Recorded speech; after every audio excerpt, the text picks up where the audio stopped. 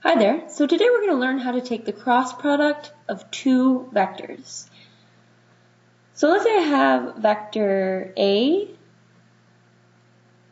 here and vector B.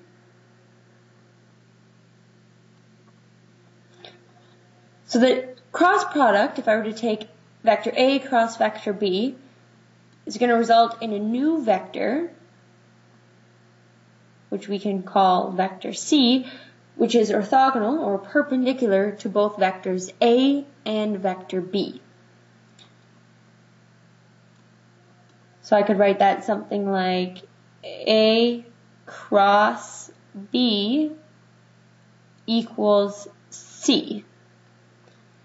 So the cross product of A and B results in vector C, which in turn is perpendicular to both A and B. So keep in mind this is not a multiplication sign, this is now the cross product symbol. So we're not simply multiplying vector A and vector B together. Another thing you should note is that you can't take the cross product of a scalar and a vector. You can only take the cross product of two vectors.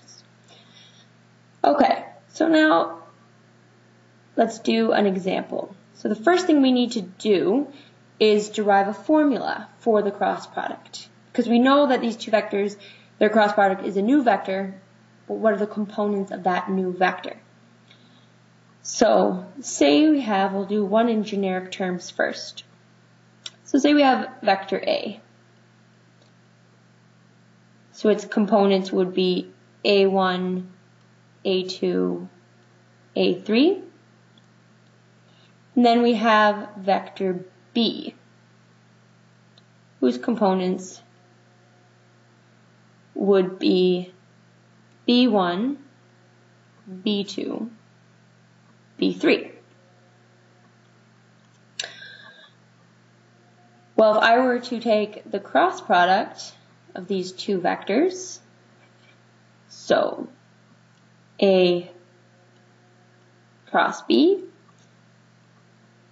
I could write it like this: A1, A2, A3, cross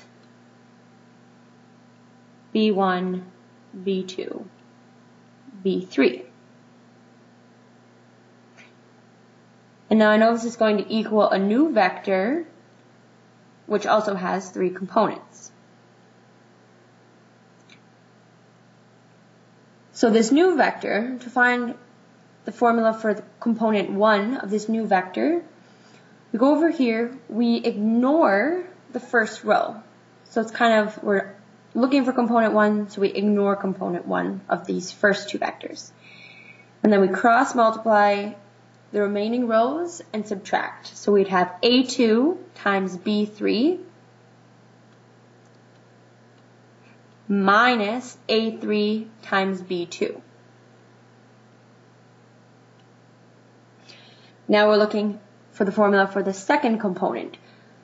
So we ignore the second row here. So now the only tricky part about this is now, before we went from this side to this side, now we're going from the bottom over. So we're kind of crossing in the opposite direction. So we have A3 times B1 minus A1 times B3. Now we're looking for the third component. So again, we ignore the third row. Everything's back to normal here. We're going from top to bottom. So A1 times B2 minus A2 times B1.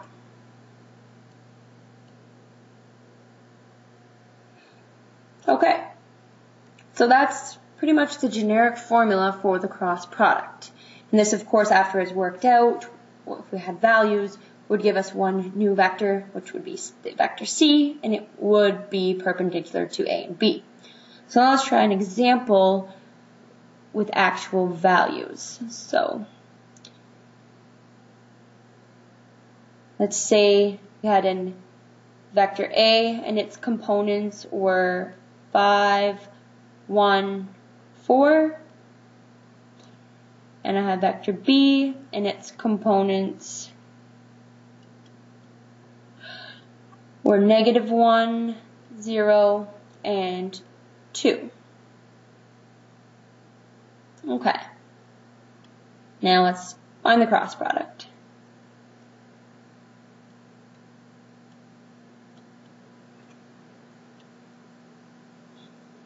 If I start up, I have 5, 1, 4, -1, 0, 2. Okay. So now for my new vector, first component, I'm going to ignore the first row. I'm going to cross multiply here. 1 times 2 gives me 2. Subtract 4 times 0 leaves me with 2 minus 0. Okay, now for my second component, ignore the second row, and remember this is when we, instead of going this direction, we make our x kind of the opposite. So we go 4 times -1, it's -4, minus 5 times 2, which is 10. And now for my third component, ignore the third row.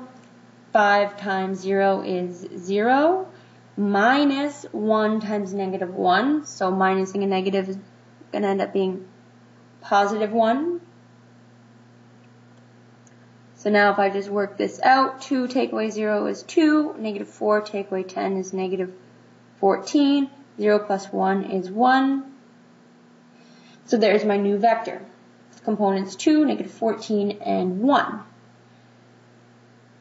Again, we'll call this vector C.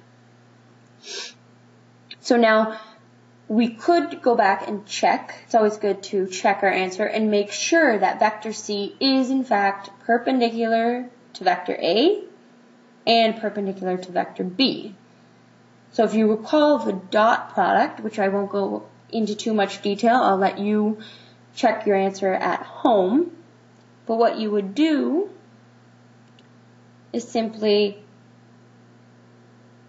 find the dot product of A and C and make sure that it equals 0. Because if the dot product of two vectors is 0, it means that they are perpendicular. So that's what we want to check for. Similarly, you can find the dot product of vector B and vector C and make sure that it also equals 0. So this is to check and make sure. So that's how you find the dot product. The cross product. The cross product can be used to find torque. It can also be used to prove that planes intersect in 3 space. And that's what we're going to be using it for in the lesson. So thanks for watching and hope it makes sense.